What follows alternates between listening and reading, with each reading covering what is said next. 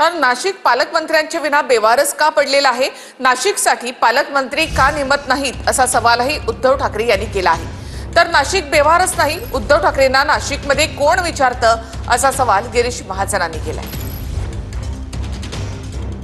कोणे एकेकाळी आत्ताचे मुख्यमंत्री तत्कालीन सुद्धा होते, म्हणजे माझ्या आधी देवेंद्र फडणवीस मुख्यमंत्री होते, तेव्हा देवेंद्र फडणवीसांनी नाशिक दत्तक घेतलं होतं।